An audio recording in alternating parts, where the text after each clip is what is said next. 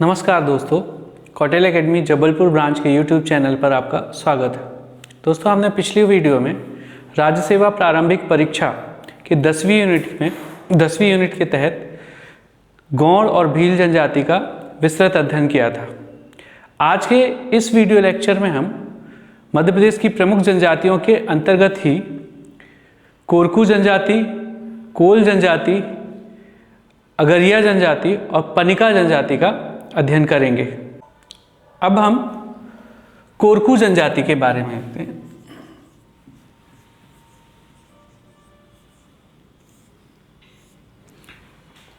कोरकू का यदि शाब्दिक अर्थ देखा जाए तो इसका अर्थ होता है मनुष्यों का समूह। शाब्दिक दृष्टि से कोरकू का अर्थ देखा जाए तो होता है आपका मनुष्यों का समूह। ये मुंडा या कोलेरियन जनजाति की एक उपशाखा है जो राजपूतों को अपना वंशज मानती है। यदि मध्य प्रदेश में कोकू जनजाति का भौगोलिक वितरण देखा जाए तो ये जनजाति होशंगाबाद,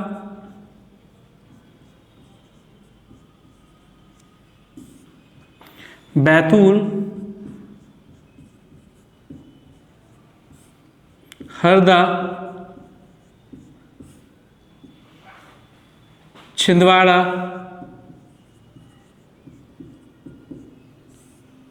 आदि जिलों में पाई जाती है। और ये जनजाति अपना निवास स्थान किसी सुंदर स्थान पर बनाते हैं और गांव के चारों ओर बांस की बाड़ लगाते हैं और इनके घर आमने सामने पंक्तिबद्ध होते हैं। यदि हम गौड़ जनजाति की कोरकू जनजाति की उपजातियों को देखें तो इनकी उपजातियां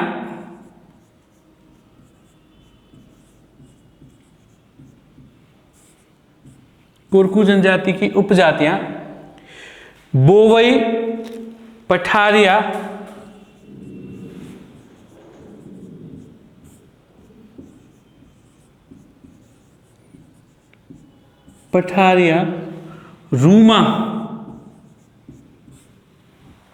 रूमा और दुलारिया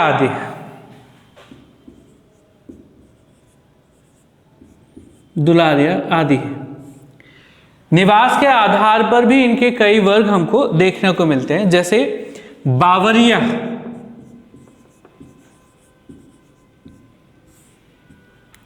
बैतूल जिले में पाए जाते हैं। फिर आपका बंदोरिया,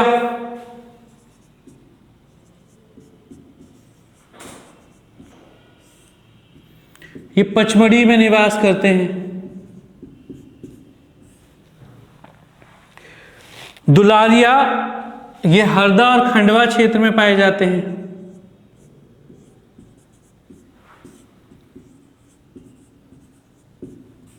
हरदा व खंडवा क्षेत्र में। और एक इनकी उपजाति है मोवासी।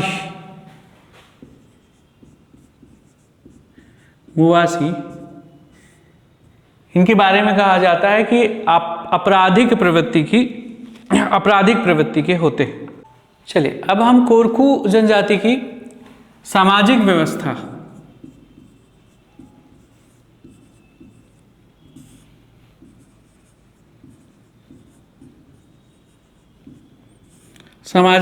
देखें तो कोरकू समाज पितृसत्तात्मक समाज है और टोटम आधारित समाज है।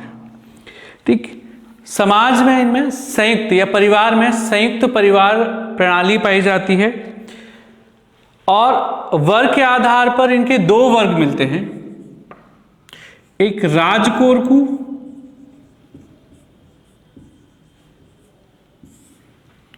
और दूसरा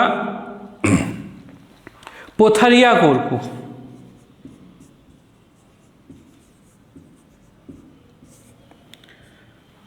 राज कोरकू ये भूस्वामी होते हैं और पोतरिया कोरकू ये सामान्य वर्ग के लोग होते हैं।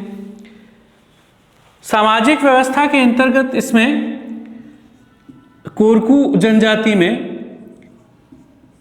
पंचायत प्रथा पाई जाती है,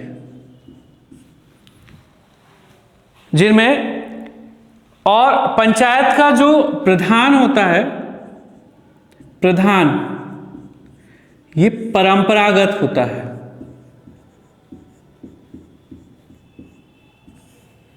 प्रधान जो है वो परंपरागत होता है और इन्हीं में एक परियार और भूमिका ये कोरकू समाज में सम्मानित व्यक्ति माने जाते हैं। यदि कोरकू समाज में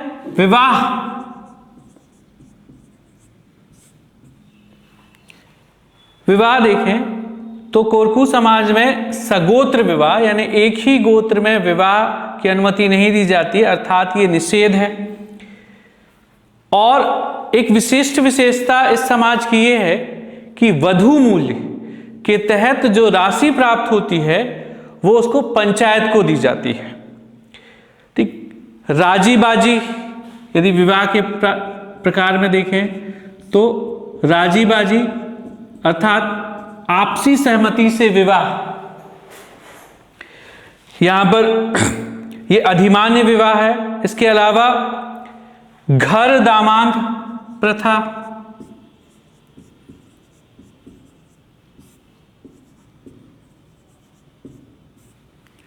जिसको वर्तमान में समाज में घर जमाई के रूप में जाना जाता है, तो इस जनजाति में भी घर दामाद प्रथा का प्रचलन है। विधवा विवाह की अनुमति है यहाँ पर, ठीक, और विवाह विच्छेद भी कोरकू जनजाति में किया जा सकता है। यदि कोरकू जनजाति के रहन सहन की बात करें हम, तो इनका पहनावा जो है वो बहुत साधारण होता है। पुरुष कुर्ता, बंडी और धोती पहनते हैं और पगड़ी बांधते हैं। स्त्रियां रंगी बिरंगी धोती पहनती हैं, जिसको लुगड़े के नाम से जाना जाता है। स्त्रियां जो रंगी बिरंगी धोती पहनती हैं उसे लुगड़े के नाम से जाना जाता है। स्त्रियां आभूषण प्रिय होती हैं। मोतियों मूंगे से बनी माला जो है वो गले में पहनती हैं आपकी। फिर ये तो हुई बात इनकी सामाजिक व्यवस्था के बारे में। अब हम इनके आर्थिक जीवन को देखें। कोरकू जनजाति में या कोरकू जनजाति की आजीविका का प्रमुख साधन क्या है, तो कोरकू जनजाति का मुख्य व्यवसाय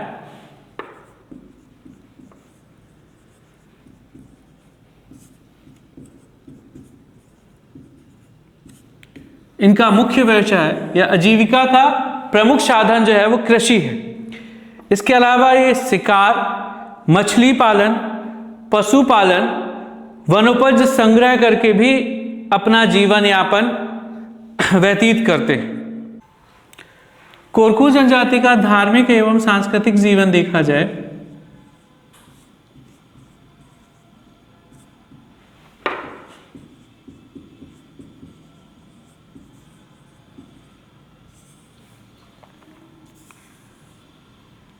तो ये धार्मिक रूप से धर्म और जादू दोनों पर विश्वास करते हैं। ठीक, ये स्वयं को हिंदू मानते हैं और हिंदू देवी देवताओं की पूजा करते हैं। महादेव, चंद्रमा, ठीक है, आदि की इनकी पूजा होती है। हालांकि गांव के इनके मुख्य देवता डोंगर देव और भटुआ देव हैं। गांव के इनके मुख्य देवता जो हैं वो आपके डोंगर देव व भटुआ देव हैं। पूजा में या इनमें मुर्गे और सुअर की बलि देने का जो है वो प्रचलन पाया जाता है। और सांस्कृतिक रूप से यदि देखा जाए तो ये वे सभी पर्व और त्यौहार मनाते हैं जो हिंदू धर्म के लोग मनाते हैं, क्योंकि उनके प्रभाव से स्पष्ट जो है वो क्या है आपके प्रभावित हैं। और वही त्यौहार और पर्व जो है ये उनका जो है वो मनाते हैं जो हिंदुओं के हैं। ठीक है, एक विशिष्ट विशेषता इनमें ये देखने को मिलती है मृतक संस्कार की। इनका मृतक संस्कार जिसमें सिडोली प्रथा प्रचलित है।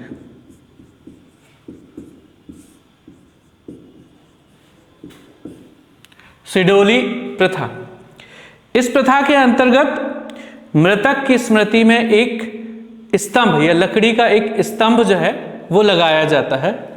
तो इस प्रकार ये कोरकू जनजाति की जो है, ये कोरकू जनजाति के बारे में जो है वो एक जानकारी थी, जिनमें हमने सामाजिक व्यवस्था, उनका आर्थिक जीवन, धार्मिक एवं सांस्कृतिक जीवन के बारे में जानकारी प्राप्त की। नेक्स्ट जनजाति है आपकी कोल जनजाति।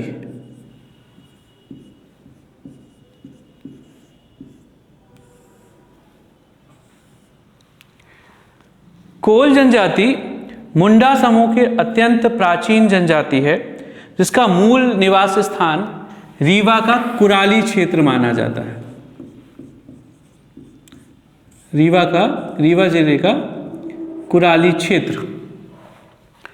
ठीक, कोल जनजाति अपना संबंध सबरी से भी बताती है।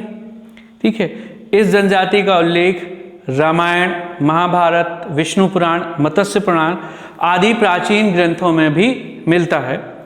यदि इनका भौगोलिक वितरण देखा जाए तो ये मध्य प्रदेश के उत्तर पूर्वी जिले, विशेषकर रीवा, सतना, सीधी, शहडोल, अनूपपुर आदि जिलों में पाए जाते हैं। यदि इनकी उपजातियों को देखा जाए तो इनकी प्रमुख कोल जनजाति की दो प्रमुख उपजाति है, एक रौतिया और दूसरा रौतेले। ये प्रमुख उपजातियां हैं। इसके अलावा इनमें भड़तिया,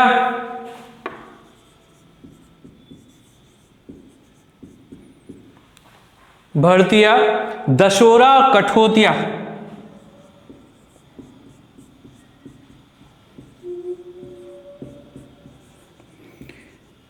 ये भी उपजातियां देखने को मिलती हैं। अब हम कोल जनजाति की सामाजिक जीवन के बारे में देखते हैं।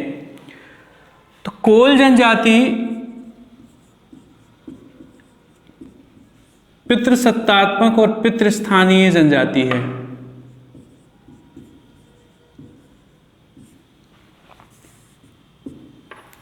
पितृसत्तात्मक और पितृस्थानीय जनजाति है और गोत्रों में विभिन्न है। इनके कई गांव की एक पंचायत होती है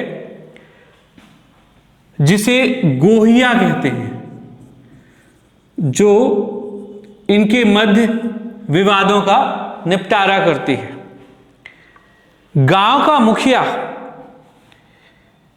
जो मुखिया है वो महतो या चौधरी कहा जाता है।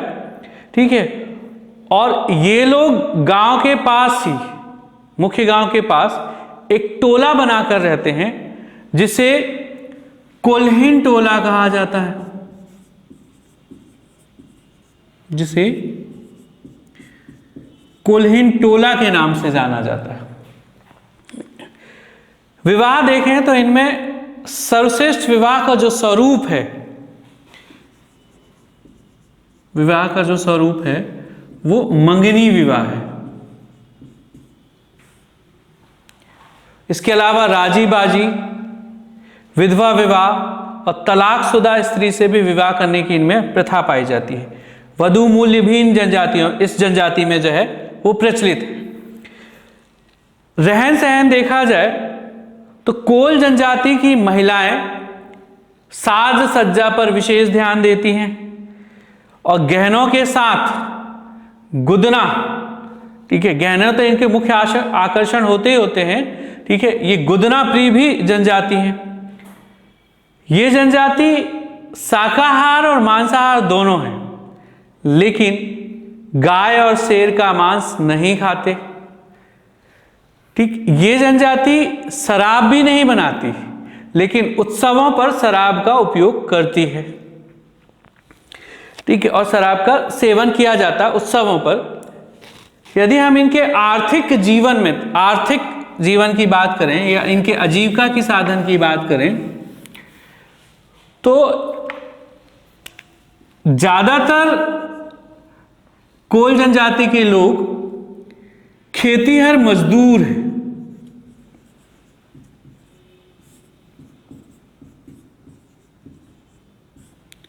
ज्यादातर ये खेतीहर मजदूर हैं, जिसमें भी पुरुष केवल बुवाई का काम करते हैं और महिलाएं जो होती हैं वो शेष अन्य कार्य को संपादित करती हैं।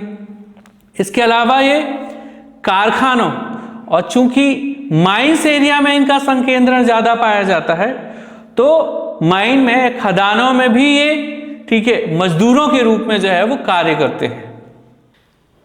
कोल जनजाति की धार्मिक और सांस्कृतिक जीवन देखा जाए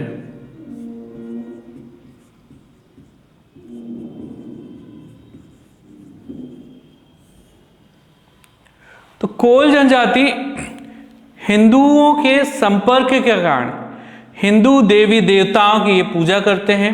इसके अलावा ठाकुर देव, भैरव बाबा, मरी माता आदि देवी देवताओं की भी पूजा की जाती है। फसलों की रक्षा के लिए सूर्य, चंद्रमा, वायु और इंद्र की पूजा करते हैं। जादू टोने पर इनका विश्वास होता है और बीमारियों का इलाज भी ये परंपरागत रूप से करते हैं। मृत्यु होने पर इनमें दफनाने की प्रथा है। यदि सांस्कृतिक आधार पर देखा जाए, चूंकि हिंदुओं के संपर्क में हैं, तो इनके पर्व और त्योहार जो हिंदुओं के त्योहार और पर्वों के समान हैं और उसी प्रकार ये उनको मनाते हैं। इनका पारंपरिक नृत्य जो है वो है आपका कोल दहका। पारंपरिक नृत्य कोल दहका, जिसमें स्त्री और पुरुष दोनों भाग लेते हैं। इसके अलावा कहरा,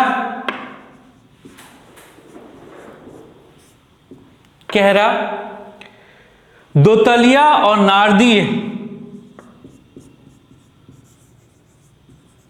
दोतलिया और नारदीय नृत्य का भी प्रचलन इनमें पाया जाता है। चलिए अब देखते हैं अगरिया जनजाति।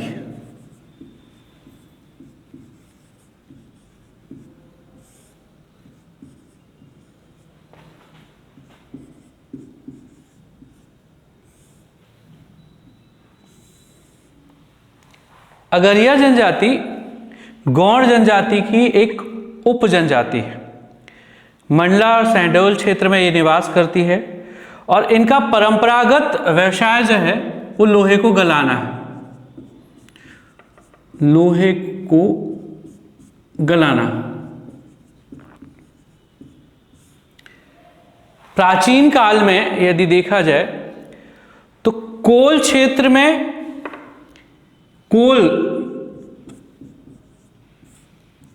कोल जनजाति के क्षेत्र में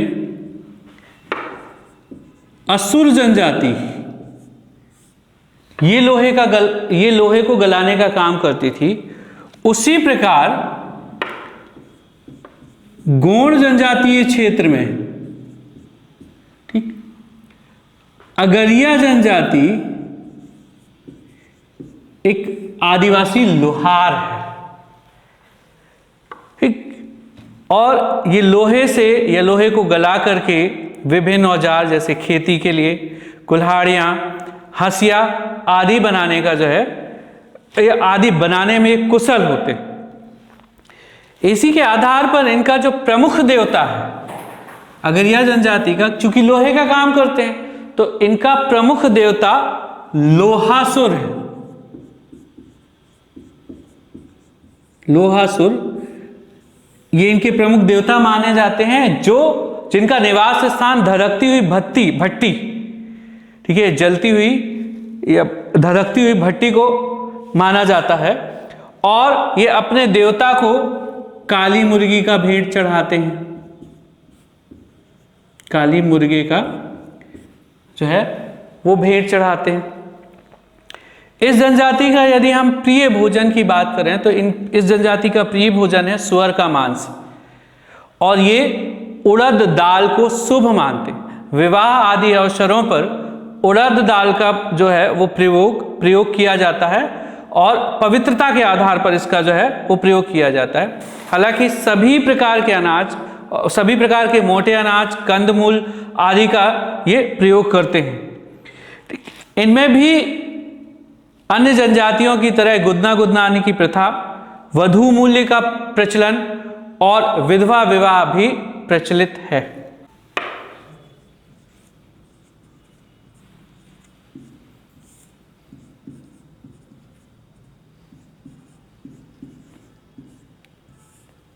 पनिका जनजाति,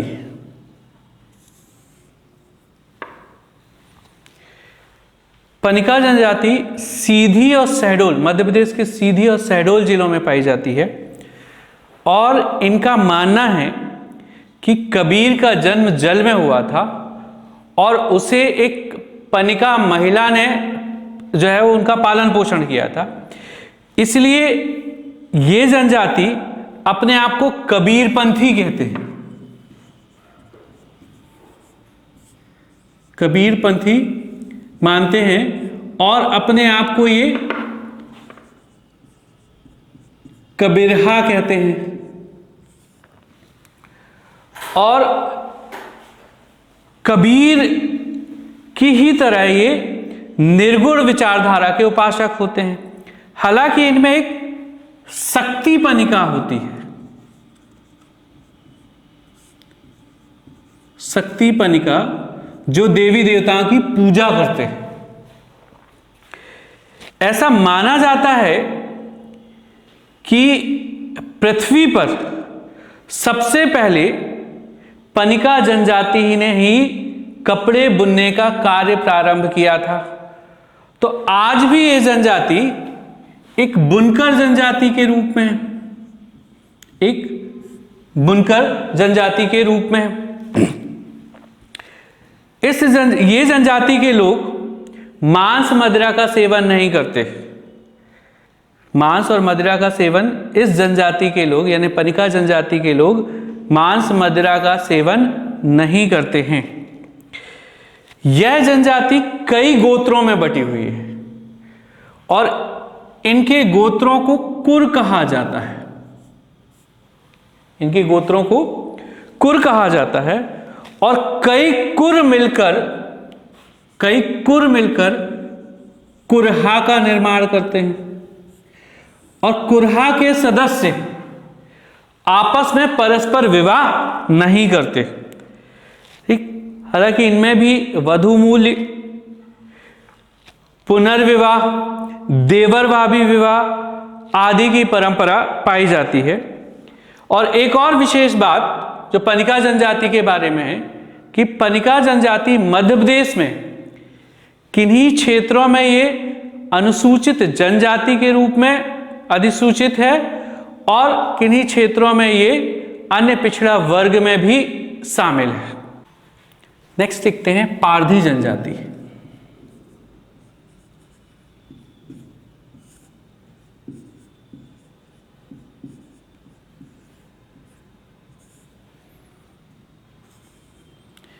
पारधी शब्द जो है वो मराठी भाषा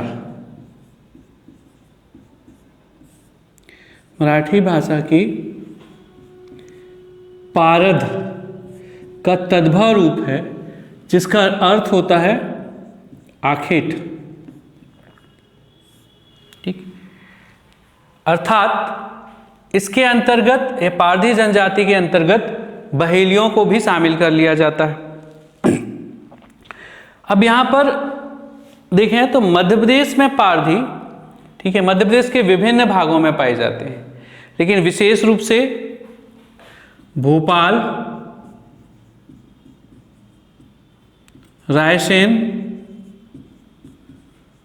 और सीहोर जिले में ये प्रमुख रूप से पाए जाते हैं।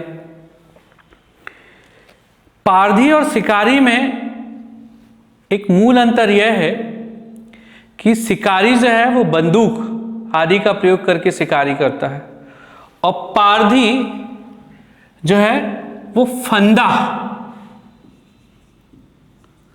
या जाल बिछाकर शिकार करते हैं।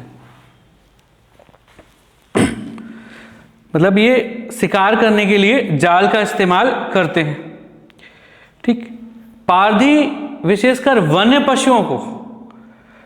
पशुओं का शिकार करने और उन्हें पकड़ने में सिद्धहस्त होते हैं। जैसे इनके कई वर्ग मिलते हैं। चीता पारधी, ये चीता को शैशवावस्था में पकड़ते हैं और उसे प्रशिक्षण देते हैं। सीसी तेल पारधी,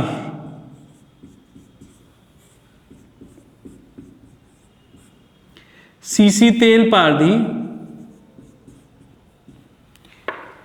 ये वो पारधी होते हैं जो मगरमच्छ से तेल निकालते हैं और उसे सीसी में भरकर उसको बेचते हैं। सीसा तेल पारधी। ठीक, लंगोटी पारधी,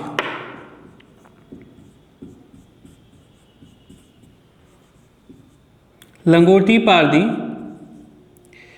वैसे पारधी जो केवल वस्त्र के रूप में लंगोट को जो है वो धारण करते हैं, उनको लंगोटी पारधी कहते हैं। बंदर पारधी,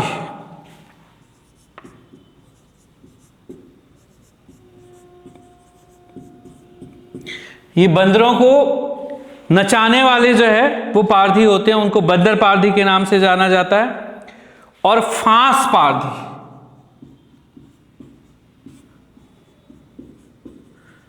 फांस पारधी जो जाल बिछाकर शिकार करते हैं उनको फांस पारधी के नाम से जाना जाता है। चलिए नेक्स्ट देखते हैं।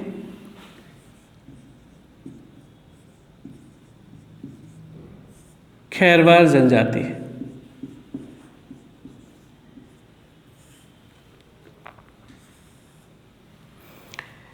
ये कोलेरियन परिवार की एक उपजाति है या जनजाति है। ठीक, जो मुख्य रूप से खैर वृक्ष से कत्था निकालने का काम करती है। इसी के आधार पर इनका नाम पड़ा है खैरवार। ये अपना मूल स्थान कैमूर पहाड़ी में खरियागढ़ स्थान बताते हैं। कैमूर पहाड़ी में जो है वो खरियागढ़ स्थान बनाते हैं। हालांकि ये पन्ना, छतरपुर, मंडला आदि जिलों में निवास करते हैं और कत्था निकालने के अतिरिक्त ये वनोपज संग्रहण और मजदूरी का भी कार्य करते हैं। दोस्तों, आज के इस वीडियो लेक्चर में हमने मध्य प्रदेश की मुख्य जनजातियों के अंतर्गत कोल, कोरकू, अगरिया, पारधी, खैरवार आदि जनजातियों को जो है वो कवर किया है। ठीक है, और इससे पहले के वीडियो लेक्चर में हमने मुख्य जनजातियों के अंतर्गत गौड़ और भील जनजाति का विस्तृत अध्ययन किया था। अब हम आगे के वीडियो लेक्चर में मध्य प्रदेश की विशेष पिछड़ी जनजातियों के संदर्भ में एक विस्तृत जानकारी प्राप्त करेंगे। आशा करता हूं कि आपको हमारा ये वीडियो लेक्चर पसंद आया होगा। Thank you.